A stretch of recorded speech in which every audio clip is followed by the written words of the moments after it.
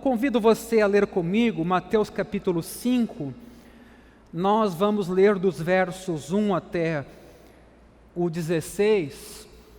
E hoje vai ser mais uma mensagem introdutória a respeito deste assunto, porque o caminho é relativamente longo para a gente entender também o nosso lugar na cidade de Porto Alegre.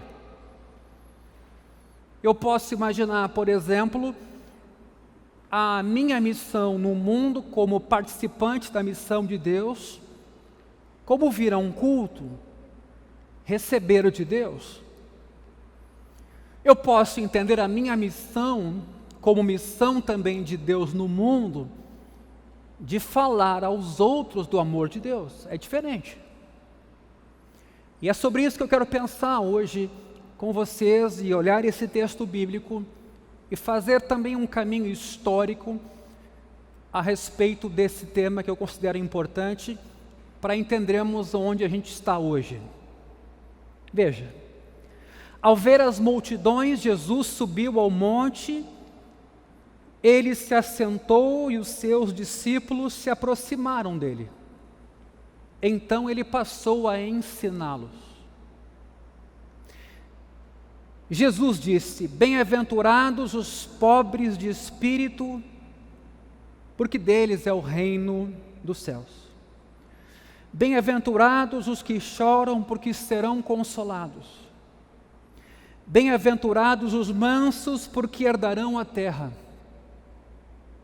Bem-aventurados os que têm fome e sede de justiça, porque serão saciados. Bem-aventurados os misericordiosos, porque alcançarão misericórdia.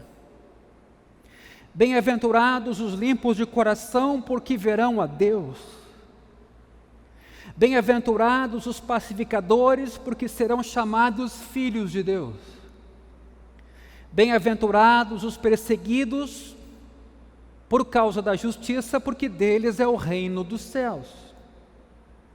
Bem-aventurados são vocês quando por minha causa os insultarem e os perseguirem e mentindo disserem todo mal contra vocês. Alegrem-se e exultem, porque é grande a recompensa de vocês nos céus, pois assim perseguiram os profetas que viveram antes de vocês. Antes de lermos o 13, 14, 15 e 16, note que o 12 nos ajuda a entender que muitas dessas promessas são futuras.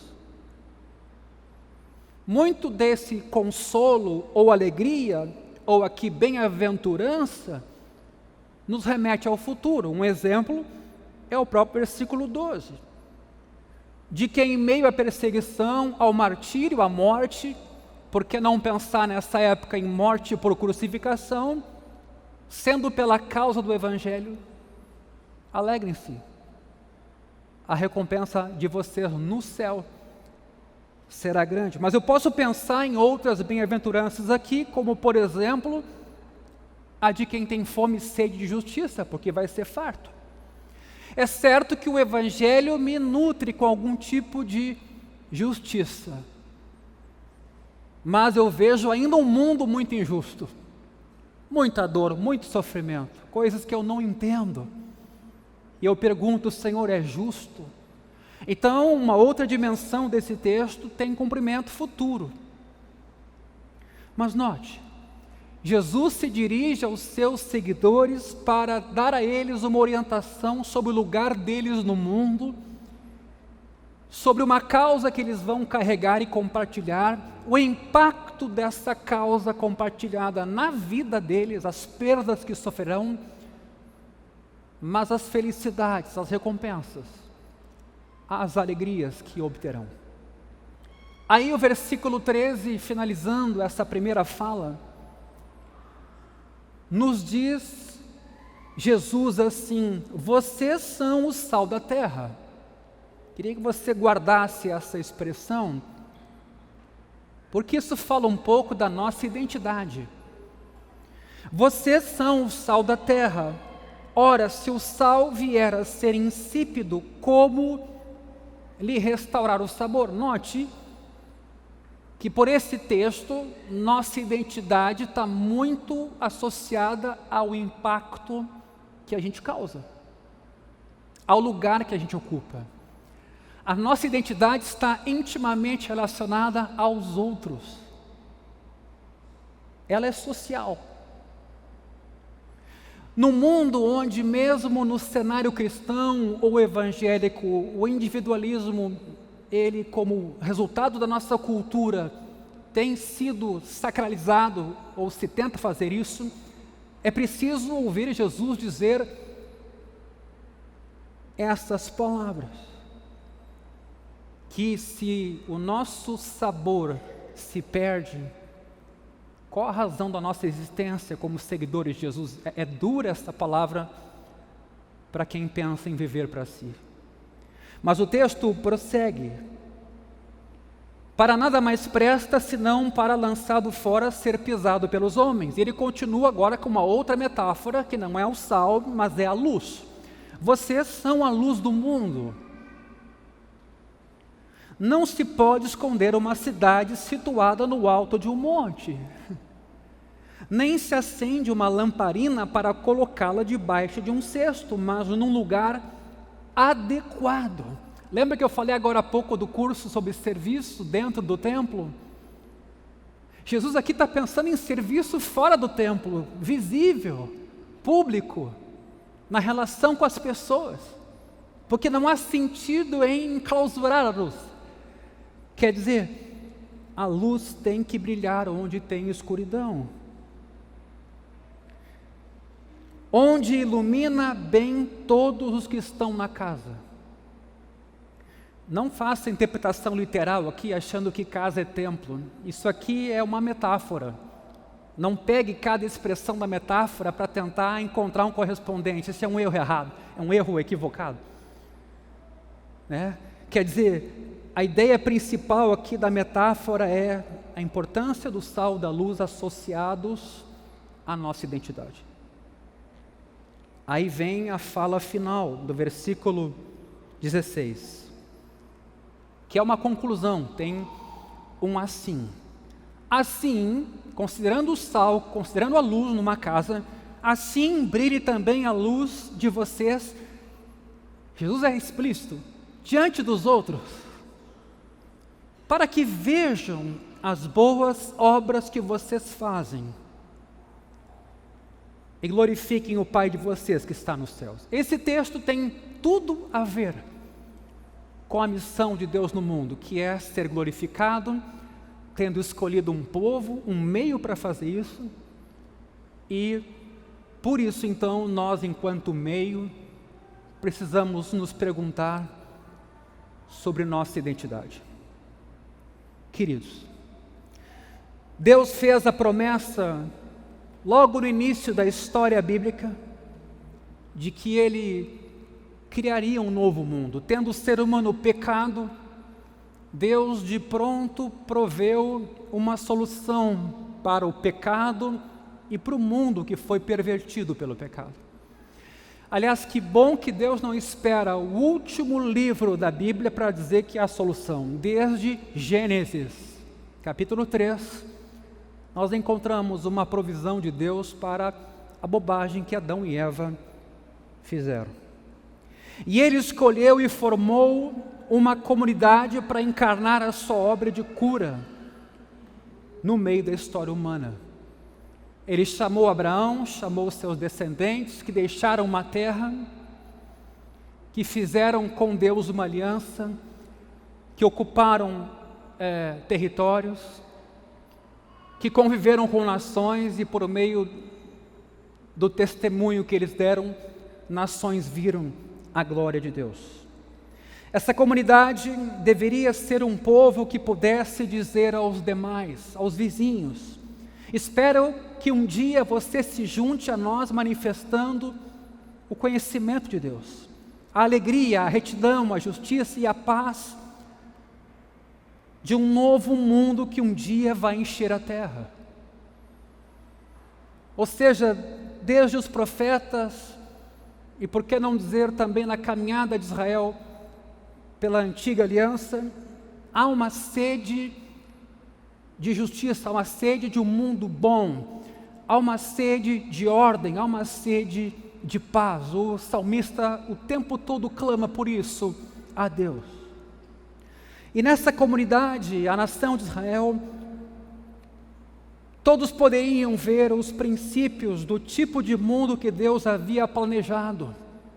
Por isso que Deus deu a sua palavra para Israel, por isso que Ele instruiu como uma família tinha que ser conduzida, como filhos tinham que ser ensinados, as festas culticas, as festas que lembravam atos e ações de Deus na sua história.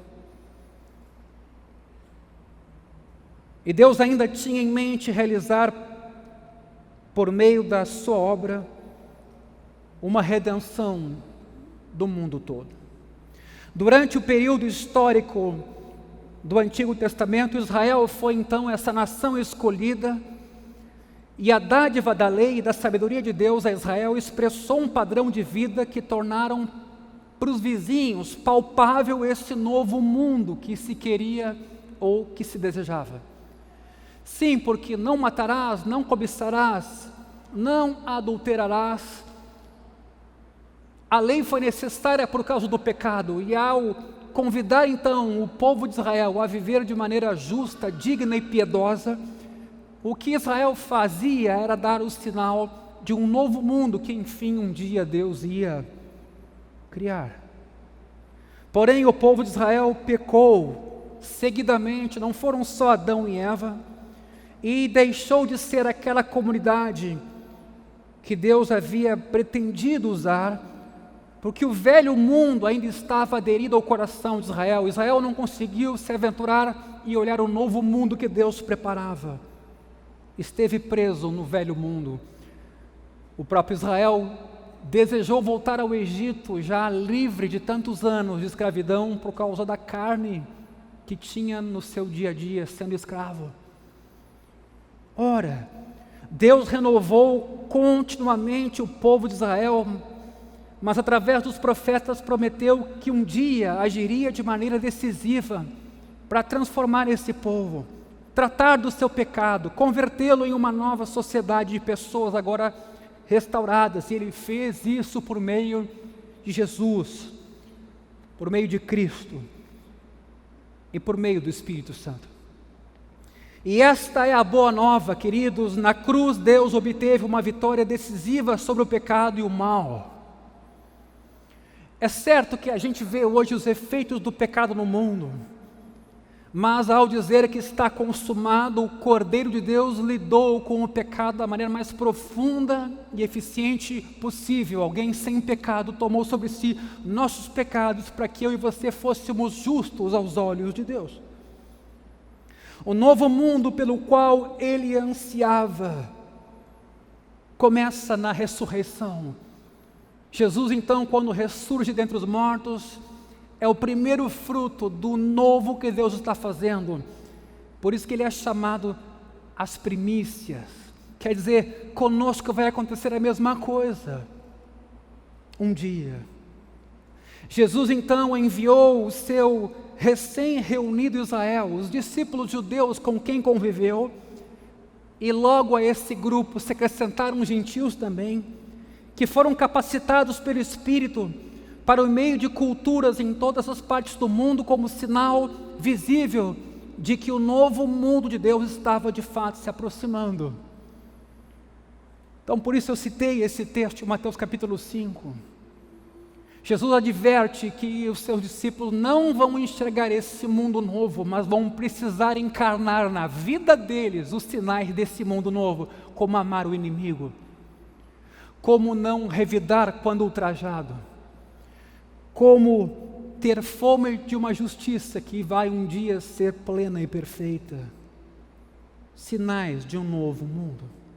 As palavras e ações, a vida de cada um deles, bem como a vida comunitária dos seguidores de Jesus afirmam, e eu quero que você pense em você, quando eu cito isso aqui agora, nós somos o prenúncio de um novo dia, de um novo mundo, porque um dia o mundo realmente viverá como um só, sem guerras, inimizades, traições, mortes.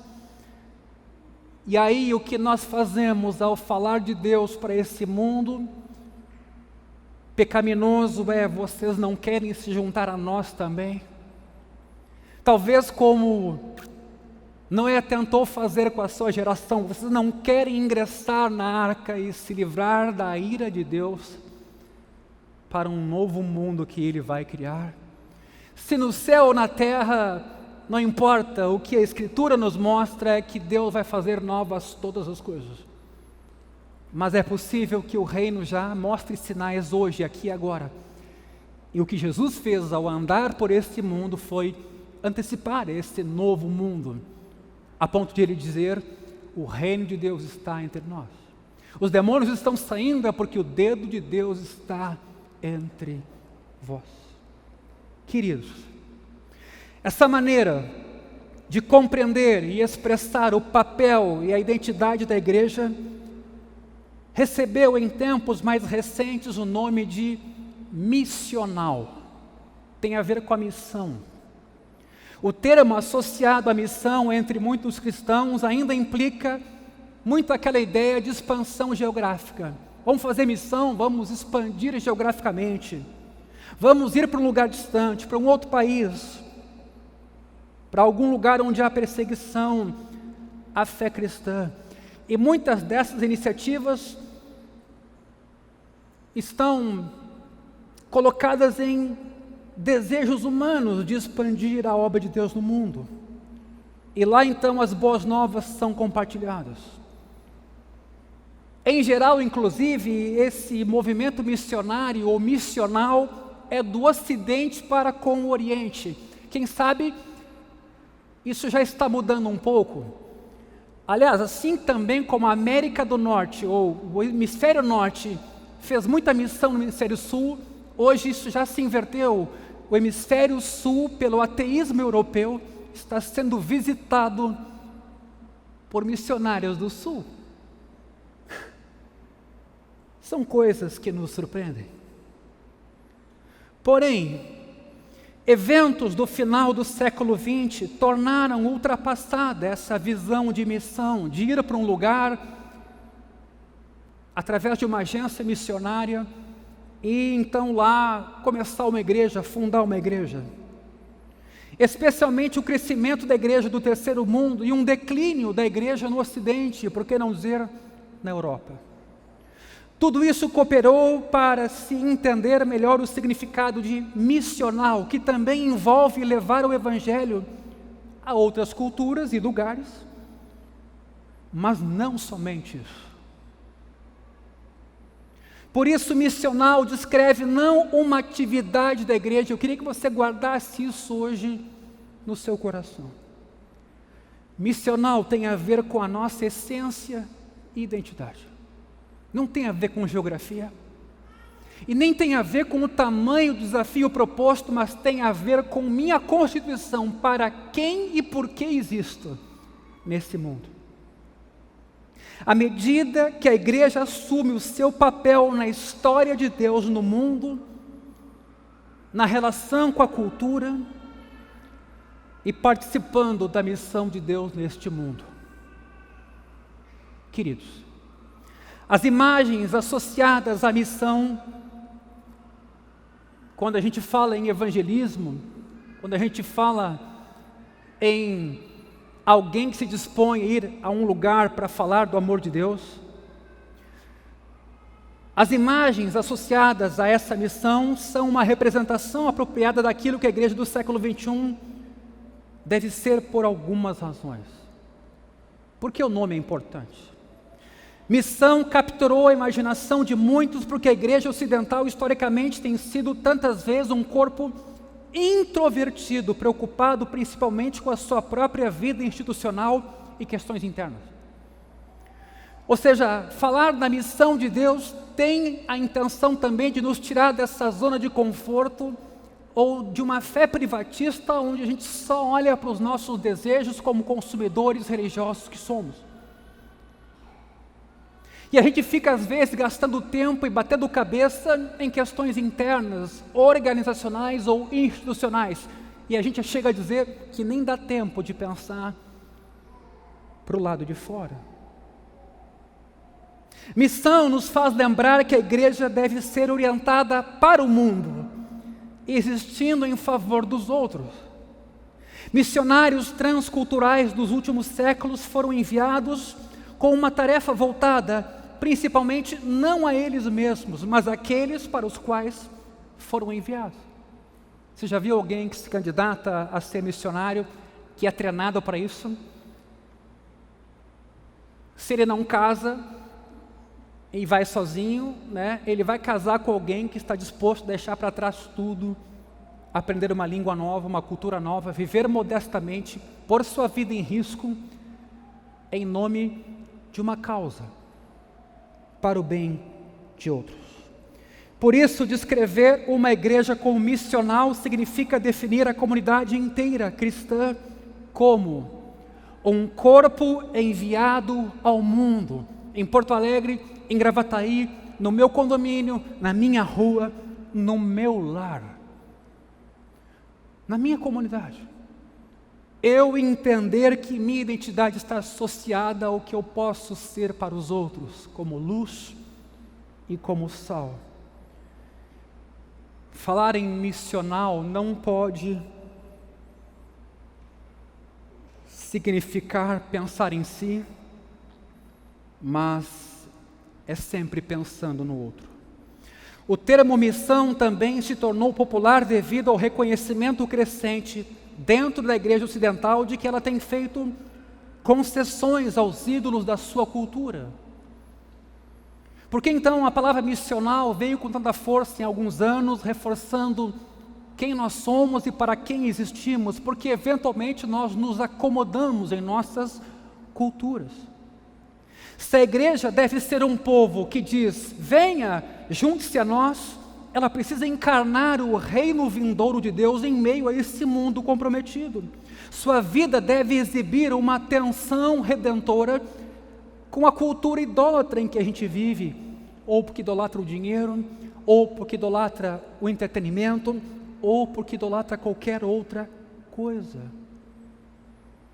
A igreja desafia a sua sociedade e o seu entorno a não ser escravo daquilo que a gente às vezes nem consciente é. Estamos envolvidos na história de Deus. Não é a história da cultura que nos motiva e nos dá forma ou identidade, mas a história de Deus no mundo, que dá significado e motivo para estarmos aqui. A igreja encontrou com muita frequência sua identidade e papel na cultura dominante em que ela está inserida. Eu queria que você prestasse atenção, porque isso não é consciente para nós. Dependendo do lugar onde a gente nasceu e como a igreja se estabeleceu, ela nem se dá conta, mas ela é afetada pelas estruturas culturais de onde ela nasceu. Quando nós, a igreja, estamos confusos sobre quem somos e a quem pertencemos, podemos nos tornar qualquer coisa e de qualquer um. Então, ao falar sobre identidade hoje, e citando esse texto de Jesus aos discípulos, você é a luz do mundo, você é sal da terra, você precisa saber, como seguidor de Jesus, por que você existe. Porque se você não sabe por que existe ou de quem é, você pode ser de qualquer um e você pode ir para qualquer lugar mesmo sem saber a razão disso.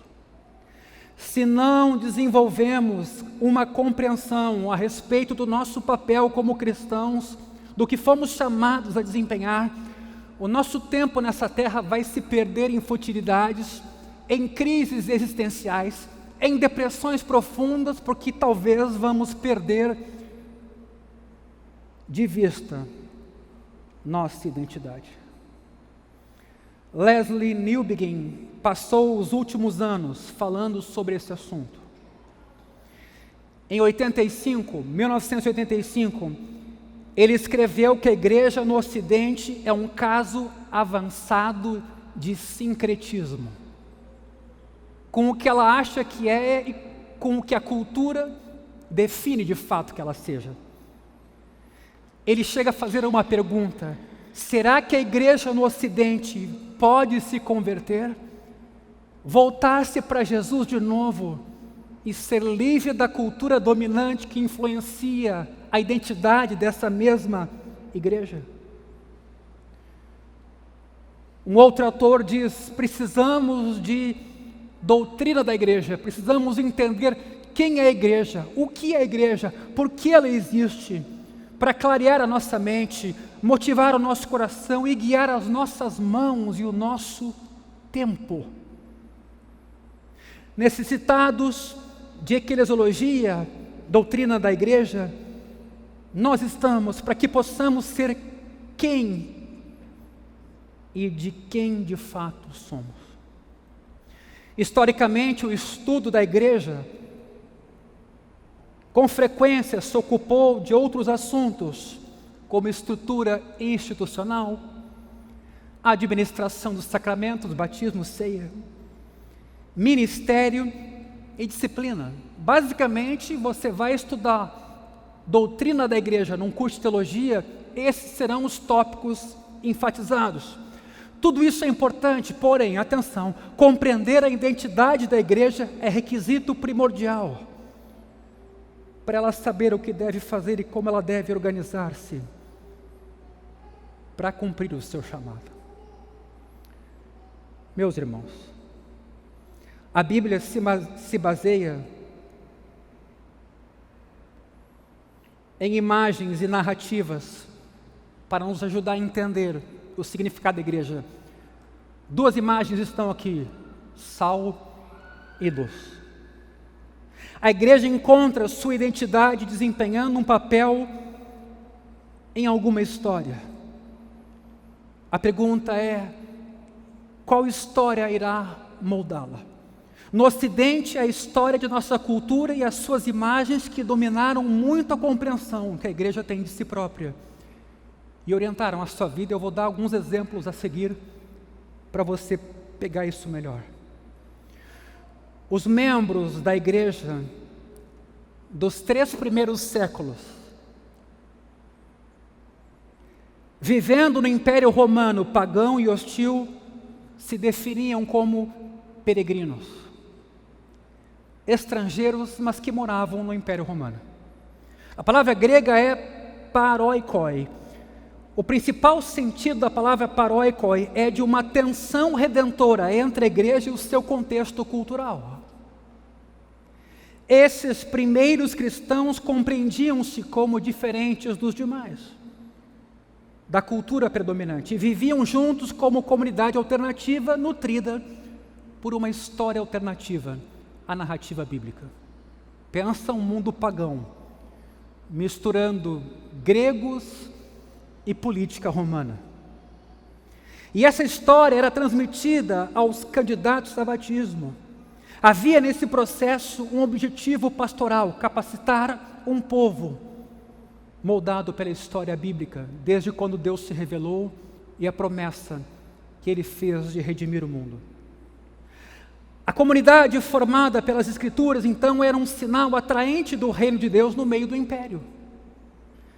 Os ritos e práticas da igreja primitiva propunham, então, a conversão dos pagãos, que se juntavam às igrejas e se tornavam um povo diferente, individual e coletivamente. Até mesmo os inimigos da igreja, Celso e o imperador Juliano, o apóstata, admitiam o poder de atração da igreja em sua vida comum. Atos 2, no finalzinho lá, nos mostra bem isso. Diz que aquela comunidade despertou a simpatia do seu entorno, o mundo pagão, hostil, que olhou para a igreja e desejou aquele modelo de vida. A igreja havia iniciado o processo de derrubar barreiras entre ricos e pobres. Ele não estava superado, o problema não estava resolvido, mas havia um começo de mexida aqui. lidar com as barreiras entre homens e mulheres, escravos e livres, e gregos e bárbaros, instruídos e não instruídos. Um persuasivo evangelho de amor e caridade era praticado agora a favor de pobres, órfãos, viúvas, doentes, presos, escravos e viajantes. Em contraste com a perversidade moral, sexual, romana. Cristãos demonstravam castidade, fidelidade conjugal, domínio próprio, aprendiam a ser perseguidos e a não revidar. Paulo chega a propor aos coríntios que, numa causa entre cristãos, eles optassem por alguém sofrendo dano, que não fossem ao juízo romano. Quer dizer, o amor perdoador de uns para com os outros e também para com os inimigos testemunhava o poder do Evangelho na vida daquela sociedade. Esse testemunho era subversivo, ele incomodava.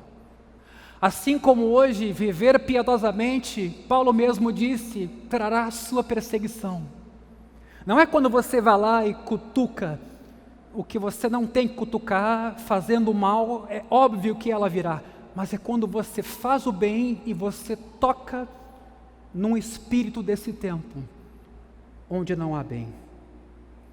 A igreja não aceitou ser empurrada para uma esfera privada, em um canto obscuro da sociedade romana. Eu queria que você prestasse atenção, porque isso tem muito a ver com o nosso papel hoje, de igreja cristã relegada à vida privada, que não deve se envolver com nada do Estado e da vida pública. Não, a igreja naquele tempo conviveu naquele império e ficou firme. Sua confissão, Jesus é Senhor, se opunha a uma outra romana, César é Senhor. E por que não dizer, Jesus é Deus ou César é Deus? Quer dizer, era contracultural, era botar a cabeça a prêmio, indo contra o Deus de Roma. A igreja era uma assembleia pública chamada por Deus como vanguarda de um novo mundo, uma nova sociedade. John Stott fala muito sobre isso na sua carta comentada de Efésios, carta de Paulo, onde ele comenta que a igreja é a nova sociedade de Deus que vive nesse mundo antecipando o que ela um dia vai ser plenamente. A igreja rejeitava a noção de ser meramente uma comunidade religiosa privada interessada somente na salvação futura e no mundo além. Eu quero que você também preste atenção ao que eu disse agora. Existe uma noção extremamente egoísta, chamada de cristã, muito voltada para a salvação de nós mesmos, e o resto que se vire. Nós mesmos, diante das crises, de contextos difíceis, como o nosso agora, a gente costuma dizer, Jesus volta. É fato, a gente deve amar a volta de Jesus e ansiar por isso. Mas e o que será daqueles que ainda não se encontraram com Jesus? Nossos amigos, familiares, vizinhos, pessoas que não tiveram esse encontro com o Redentor das suas almas, o que será dessas pessoas com as quais nós convivemos e de quem nós se espera que como identidade tenhamos luz e tenhamos sal. Ou seja, a igreja rejeitou a noção de ser uma comunidade religiosa privada, num cantinho lá, como em algumas nações da Europa hoje está acontecendo, que só aguardava um dia Jesus voltar e salvar os remanescentes. Agora preste atenção. Uma mudança aconteceu. No ano 312, o imperador Constantino se torna cristão. Alguns anos depois, o imperador Teodósio oficializa a fé cristã como fé oficial do império.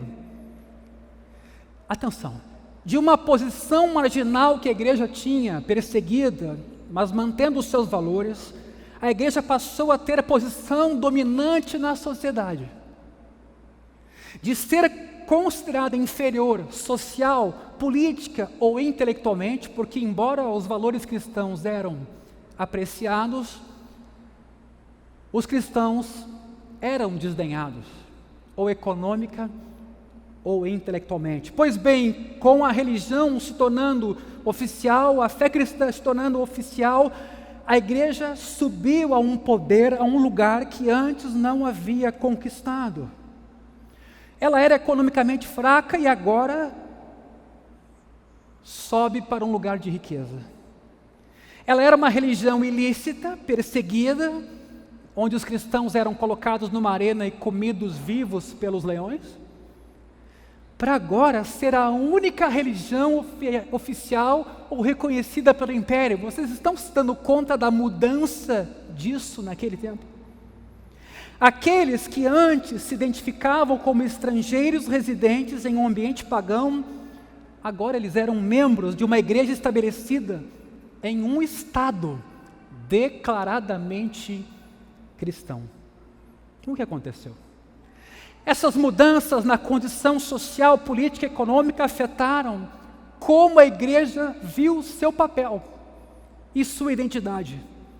Porque agora, unidos, Estado e igreja, e a igreja cercada por aquilo que era pretensamente uma cultura cristã, porque essa é a ideia que se pode ter, unem-se igreja e Estado, e aparentemente agora então, tudo é cristianizado, sacralizado, não importa de onde veio, com que espírito veio, não, a gente dá o rótulo, é cristão, é que nem hoje, né? A gente vê todo tipo de roupa ser vendida. De repente, alguém vê lá uma oportunidade de ganhar dinheiro e pega uma saia bem curtinha, mas essa é uma saia cristã, porque quem vende essa saia é um comerciante cristão. Tá, mas a questão não é essa, a questão é, a saia é adequada? Podia pensar outros exemplos. Hoje tem produtos eróticos cristãos. Eu não vou entrar nesse tema aqui, obviamente, mas é mais ou menos isso, se pôs algum nome ou se rotulou algum nome quase que como sacralizando aquele objeto que porém tem uma outra origem, que foi pensado por um outro motivo. Pois bem, esse foi o ponto. Igreja e Estado então se unem. E a igreja perdeu a percepção de ser uma comunidade distinta, encarnando a história de Deus no mundo. A dimensão profética e crítica da relação da igreja com a cultura diminuiu. A identidade da igreja foi se moldando cada vez mais pela história da cultura e não pela missão de Deus no mundo. A igreja, querendo ser relevante, se tornou amiga do sistema. Em vez de ser instrumento redentor de Deus, se tornou braço e agente da política do Estado. Uma vez que toda a sociedade agora era supostamente cristã, porque isso também era verdade, pelo menos na teoria, não havia mais o chamado para se viver como luz em meio a uma cultura de trevas, afinal todos são cristãos. Assim a igreja passou a se preocupar com o seu próprio bem-estar. Eu queria que você prestasse atenção então nessa guinada. Se não há mais missão a fazer, porque o império é cristão e quem está no império é cristão, logo vamos cuidar do nosso bem-estar. Vamos cuidar de nossa manutenção. A dimensão pastoral e a vida interior da instituição passaram então a definir a identidade da igreja, que passou a olhar para dentro de si. Ficou encurvada sobre si mesma. É bom esclarecer que o problema não foi o fato de a igreja ter tido uma aproximação do Estado, mas como ela lidou com o poder. Essa é a questão. E não o fato de a igreja assumir responsabilidades sociais ou outras. O fato foi que a igreja sucumbiu às tentações sedutoras que a nova posição proporcionou, esquecendo-se da sua identidade única, ímpar, de como Deus a chamou e como ela tinha que desempenhar a sua missão. muitas das suposições a respeito da identidade da igreja que foram elaboradas durante esse período moldam a nossa vida até hoje. A gente não é consciente disso. A gente herdou um sincretismo pagão com elementos cristãos elevados a poder político, e depois nem tudo pode ser depurado, nem tudo pode ser revisto. Alguns até foram dizendo no tempo, sempre se fez assim, sempre se praticou desta forma. Queridos, a cristandade histórica terminou por volta do século XVIII, quando o iluminismo surgiu para oferecer então uma visão alternativa da vida baseada no humanismo racionalista. E a fé começou a se mover do centro da vida pública para as margens da vida privada. Na época do iluminismo, o triunfo do humanismo clássico ficou evidente, embora ainda fosse até certo ponto moldado pela fé. Descartes cria em Deus. Não há uma ruptura absurda e repentina de uma idade média, aspas, cristã, para agora uma modernidade totalmente idólatra. Isso foi mais sutil. O credo iluminista, porém, era fé no progresso pelo esforço humano por meio da ciência e da tecnologia. A visão iluminista parecia promissora. Durante um período longo, guerras religiosas acabaram com a Europa. Veja o contexto aqui. Parecia que o Evangelho ou a fé cristã não podiam oferecer uma base para a unidade na sociedade europeia. Você já ouviu falar da Guerra dos 30 Anos? Onde calvinistas, luteranos e católicos romanos brigaram 30 anos. E se contabiliza o número de mortes em mais ou menos 5 milhões de pessoas. Nesse contexto, onde a igreja, eventualmente, na precariedade do seu papel, se omitiu, também outras alternativas, como a iluminista ou a da fé racional, se apresentam para dar esperança de um mundo melhor. Parecia que o Evangelho ou a fé cristã não podiam oferecer uma base para a unidade na sociedade europeia, dividida agora religiosamente. Em contraste, o êxito que as ciências naturais tiveram em explicar o mundo físico e astronômico produziu a esperança de que a razão científica poderia oferecer uma visão unificadora, segura, onde se podia basear a esperança de uma sociedade melhor, harmoniosa e fraterna. A conduta da igreja nesse período era determinada pelo legado da cristandade, a mistura entre igreja e Estado, que produziu nela acomodação. A partir do iluminismo, o papel da igreja na cultura foi encolhendo pouco a pouco até atuar meramente como capelão cultural. Claro que é uma figura de linguagem aqui. Sabe assim, um trabalho bem acessório.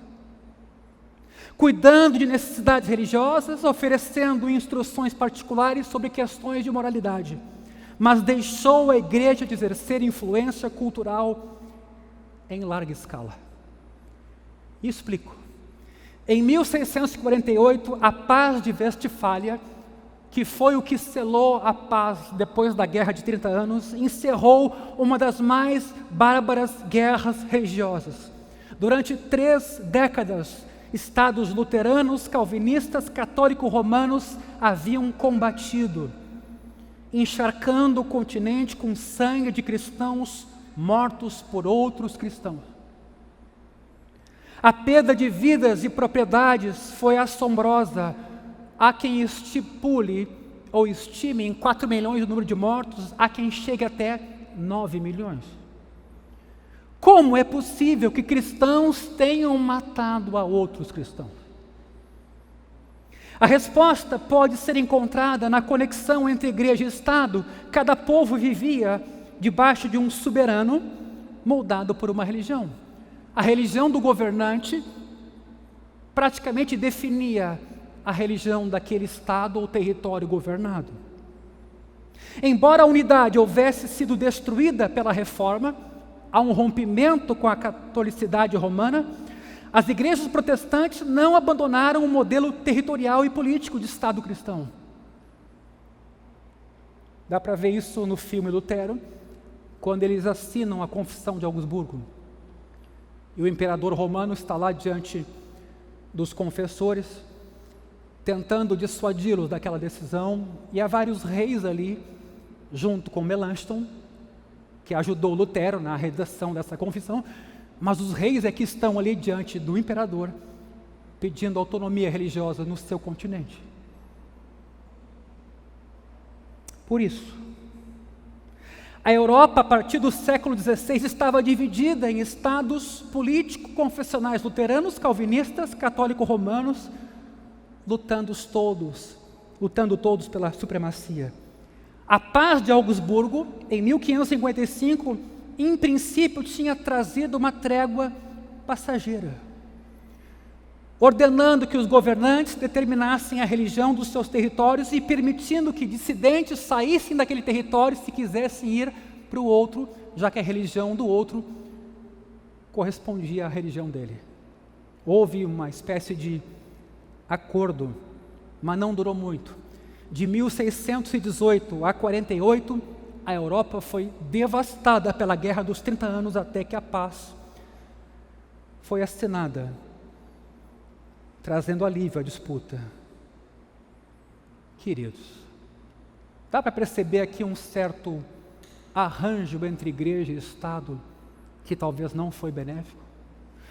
Uma vez que a visão cultural que mantinha a sociedade unida desapareceu, que a fé ou a igreja enquanto aquela instituição unificadora desaparece, Descartes, pai da modernidade, leva a discussão então para um outro patamar. Penso, logo existo.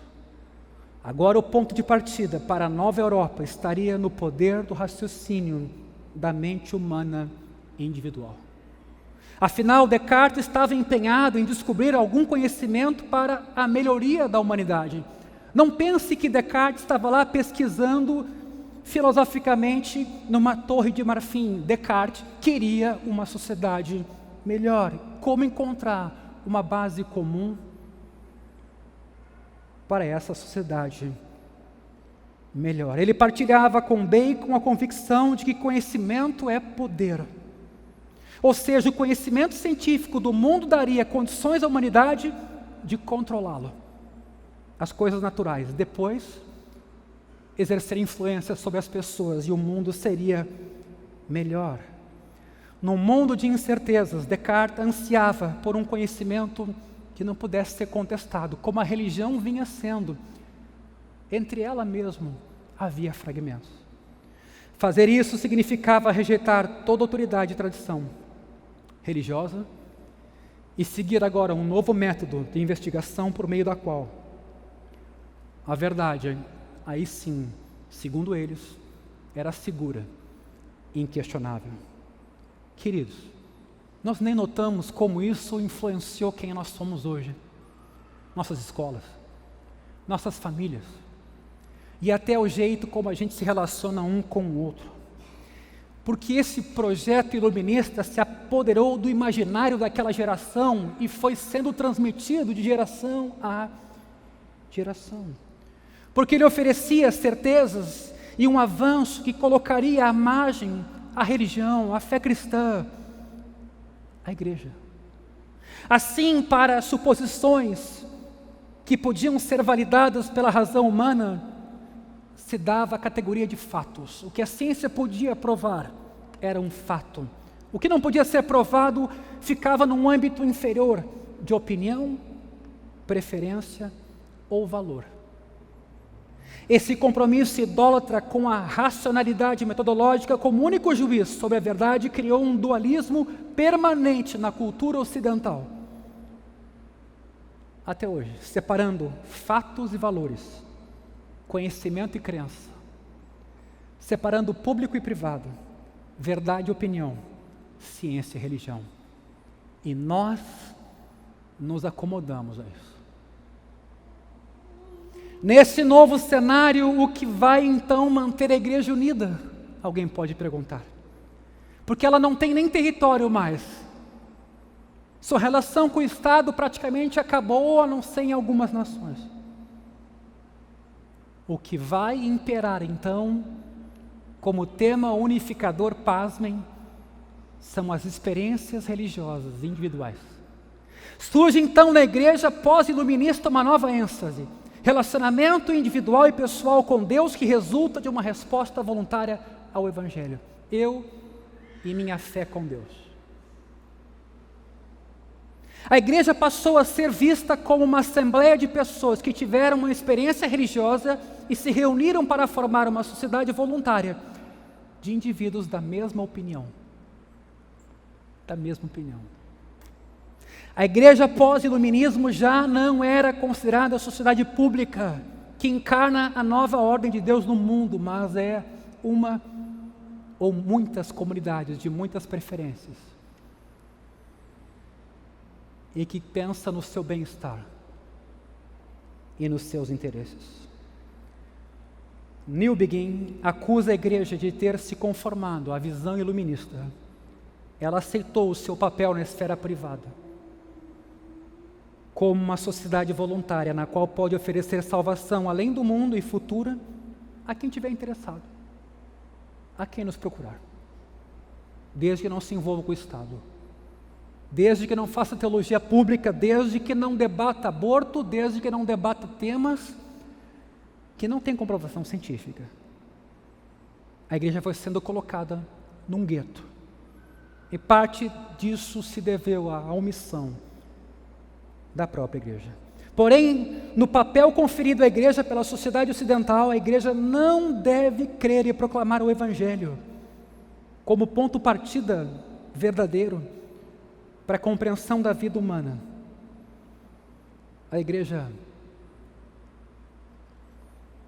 que faça isso na esfera privada. Queridos,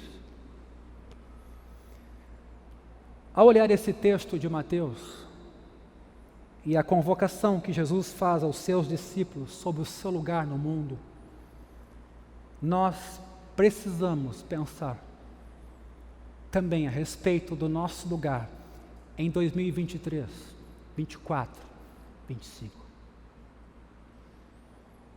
Para não acontecer também que confessemos o Deus Trinitário nesse espaço aqui e sejamos plenos ateus na nossa relação com a cultura, com a educação, com os vizinhos, com os nossos amigos, por que não dizer? Penso que esse exemplo da relação da igreja com o Estado, que aparentemente vinha a calhar para um impulsionamento da missão de Deus no mundo, foi, na verdade, uma tentação, uma astuta oportunidade que o diabo mesmo, quem sabe, propôs para que a igreja perdesse a convicção sobre o seu lugar, sua identidade, e não entregasse isso para nenhum outro. Quando nós temos falado aqui sobre vida devocional, ir ao texto bíblico, dobrar o nosso joelho diante do nosso Pai, orar e viver em comunidade cultica, mas também viver em comunidade como serviço recíproco, é porque nós precisamos urgentemente ter as nossas mentes renovadas, para não nos conformarmos a um sistema tão pesado, tão faminto em ser satisfeito, tão intenso, que a gente chega a dizer praticamente inevitável. Porque é o que nós hoje temos feito.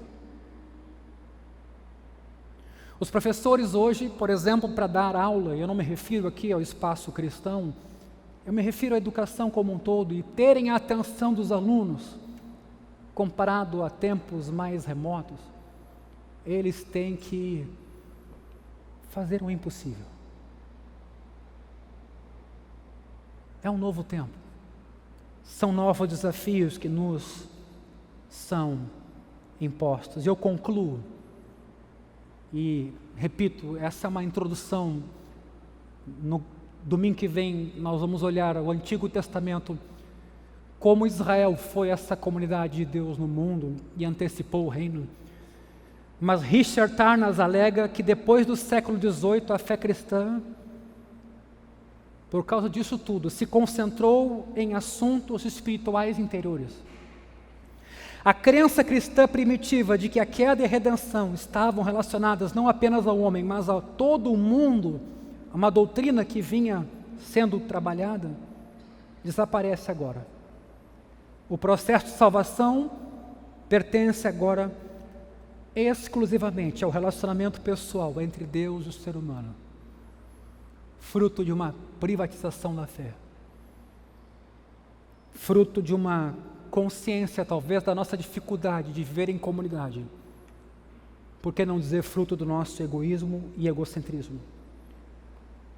A igreja nesse tempo ocupa um lugar marginal.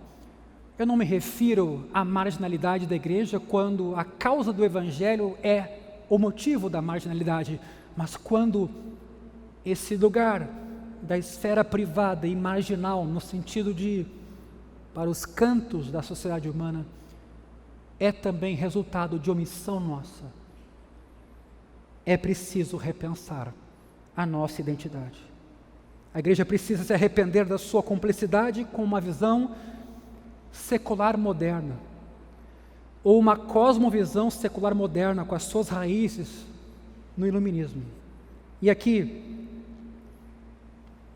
menciono apenas 3 forças espirituais que moldam a vida pública da cultura de nosso tempo: globalização, pós-modernidade e consumismo.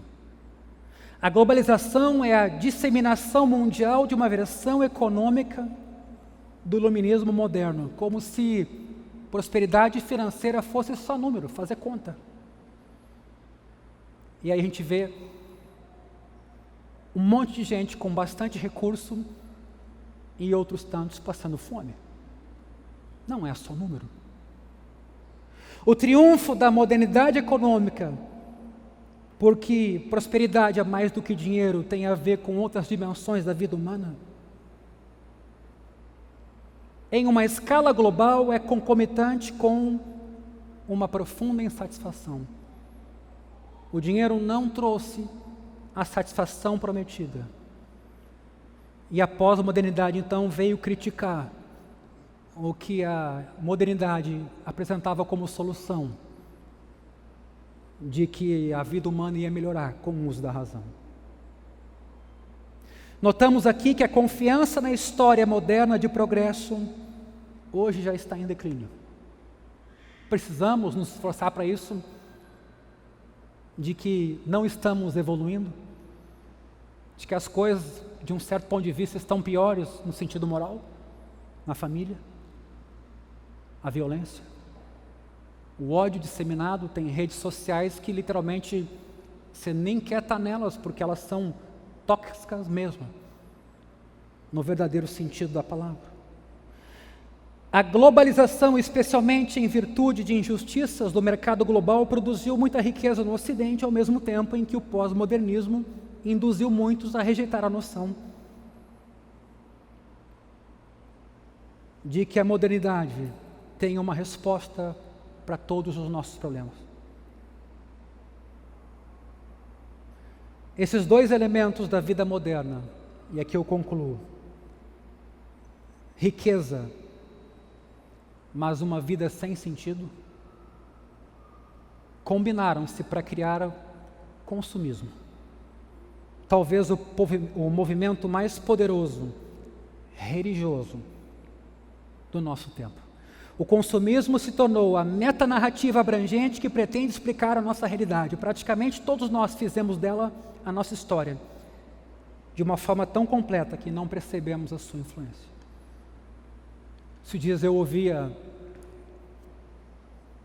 um audiobook de um autor, e ele relatava exatamente de como nós nos tornamos especialistas em produzir produtos religiosos para serem consumidos. E depois de consumidos, passa a saciedade e a fome volta de novo. E ele diferenciava muito bem essa nossa cosmovisão de povo de Deus associados à missão de Deus com uma outra visão secular, que pensa em si, que quer sempre ter atendida sua necessidade, que olha só para o seu umbigo e que a sua fome nunca acaba, nunca termina. Se não há princípios restringindo quem pode consumir o quê, também não há restrição baseada em princípios sobre o que pode ser consumido. Todas as relações sociais, atividades e objetos podem ser trocados como mercadoria.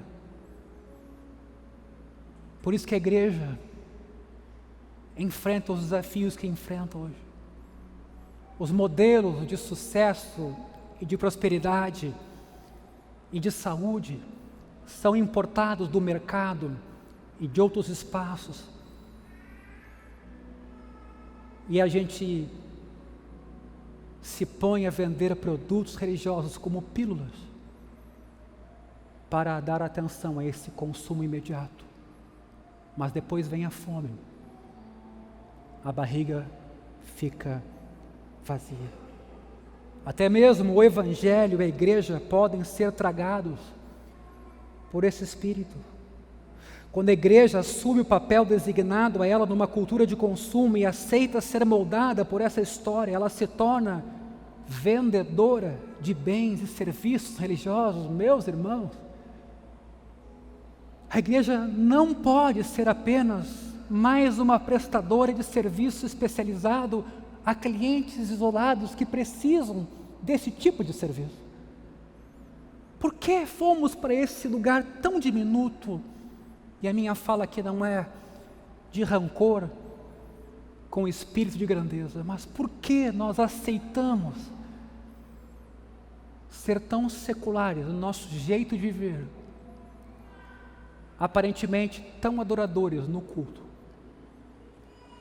Porque nossa vida causou e causa tão pouco impacto nos nossos vizinhos e nossos amigos. Não é só o que nós falamos, tem a ver com o espírito que a gente carrega de identidade com Jesus e com a causa dele nesse mundo. Por todo aquele que sofre. Dou um pequeno exemplo de onde importamos nossas imagens que definem nossa identidade. Pense num shopping center, numa praça de alimentação. Oferecem uma variedade de bens de consumo. De modo semelhante, a igreja oferece uma variedade de programas para suprir necessidades religiosas dos seus membros. Outra imagem. Igreja como um centro comunitário. Várias instituições existem para suprir isso. Clubes se organizam em torno de hobbies e interesses específicos de cada membro. Nesse modelo, a igreja se torna um centro para suprir necessidades sociais dos membros ao se organizarem em torno de um conjunto comum de crenças. Tem programa para adolescente solteiro, para recém-casado. A igreja como empresa. Empresas são racionalmente organizadas para crescimento, lucro, marketing eficaz em produtos. Frequentemente, pastores e líderes da igreja são orientados em direção à eficiência e menos ao cuidado pastoral. E há uma liderança missional, ou exemplo missional, de se engajar com o mundo de Deus, para a glória de Deus. Essas igrejas estão organizadas, muitas vezes, para comercializar mercadorias religiosas. Igreja como sala de aula. Instituições educacionais continuam a dominar a cultura ocidental, na estrutura voltada ao consumo, elas oferecem ensino que dá vantagem competitiva. Discernimento para a vida. Não é o que a gente vê agora a todo momento? Vendendo uma consultoria, não vou nem citar o nome aqui. Isso pode muito bem refletir um dos itens de consumo que a igreja tem a oferecer a seus integrantes. Só que ela usa o estudo bíblico. Igreja como hospital. O hospital é um lugar de cura. A igreja também é um lugar de cura espiritual. Mas até onde? Igreja como um seminário motivacional. Em nosso mundo orientado pela autoajuda, não faltam seminários motivacionais para ajudar melhor vários aspectos da vida. A igreja também pode oferecê-los. E oferece. Desde dicas de como ser um pai melhor e como se pode aprimorar o casamento. A igreja como posto de assistência social. O braço da assistência social do Estado existe para cuidar dos fracos, pobres, necessitados. A igreja compassiva, preocupada, pode se parecer com esse tipo de instituição no seu cuidado. Claro que há muitas atividades válidas aqui, evidente. A igreja deve ensinar, se importar com os pobres, proporcionar relações sociais e assim por diante. O problema surge quando a história bíblica e a natureza da igreja são esquecidas e nós importamos essas imagens para definir por onde vamos e como vamos, onde aplicamos o tempo e os nossos recursos.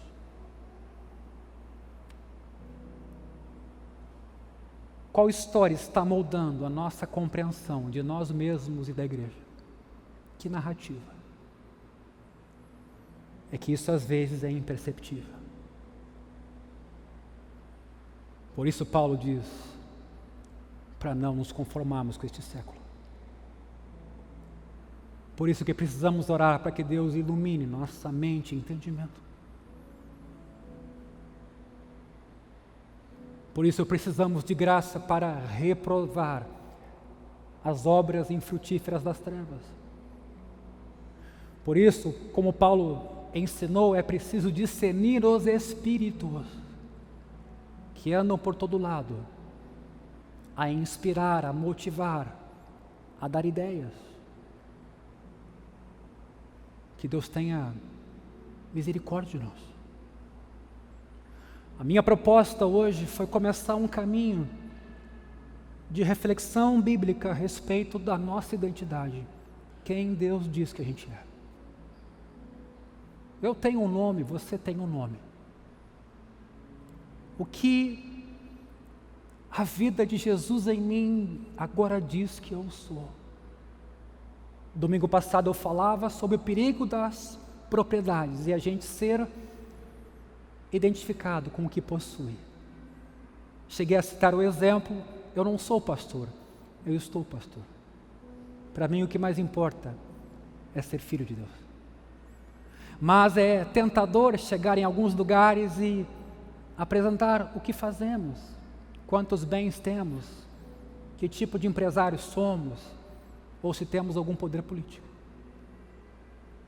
E nós vamos nos identificando e assumindo como identidade papéis transitórios, que nos seduzem, que nos atraem.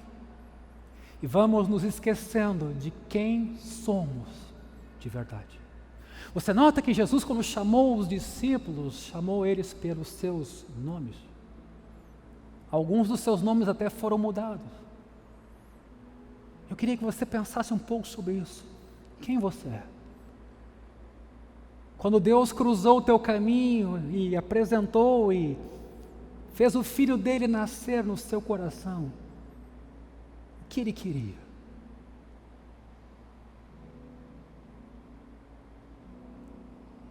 E volto então a esse texto de Mateus para orar com vocês. Palavra de Jesus. Vocês são o sal da terra. Ora, se o sal vier a ser insípido, como recuperar o seu sabor. Para nada mais presta senão para lançado fora, ser pisado pelos homens. Vocês são a luz do mundo, não se pode esconder uma cidade situada num alto monte.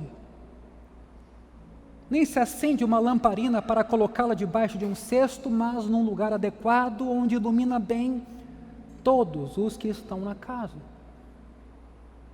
Assim, brilhe também a luz de vocês diante dos outros, para que vejam as boas obras que vocês fazem e glorifiquem o Pai de vocês, que está no céu.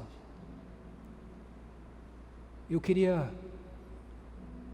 orar contigo hoje. Deus colocou você onde está, lá na tua casa, no teu condomínio, na tua empresa, com uma identidade específica, própria. Ele está contigo nessa missão. Ele chama aqui os seus discípulos e Ele fala a respeito da identidade deles agora como seguidores. Isso significa que o Mestre está junto. Isso significa que a gente não vai estar lá sozinho, sabe? Tentando converter o mundo na nossa força, porque às vezes nós, como igreja, fazemos os nossos projetos de poder. Está tudo errado. Temos boas intenções e chamamos Deus para nos abençoar. O Eugene Peterson tem um livro em que ele fala da ressurreição e ele exatamente usa esse exemplo. A gente é bem intencionado, quer fazer a obra de Deus, já pensou tudo, tem tudo pronto, como é que vai acontecer, e aí no finalzinho assim, invoca Deus e pede: Senhor, me ajuda nisso aqui. Mas na verdade Deus é convidado como um mero acessório. O que Deus quer de nós? Quem sou eu? O que é fazer a obra de Deus? Perguntaram isso para Jesus, ele disse: a obra de Deus é crer no Filho. Ué, eu já queria ir lá, Senhor, ganhar o mundo inteiro, me jogar para os leões. A obra de Deus, meu filho, é crer naquele que por Ele foi enviado. Ou seja, o Evangelho quer derrubar esses ídolos ocultos de nossa vida, esses amuletos que a gente carrega, projetos que a gente estabelece, sonhos que a gente tem. A fome vai voltar e a gente vai mudar de Deus para outro Deus e para outro Deus e para outro Deus. Vai mudar de entretenimento, vai mudar de casa, vai mudar de viagem.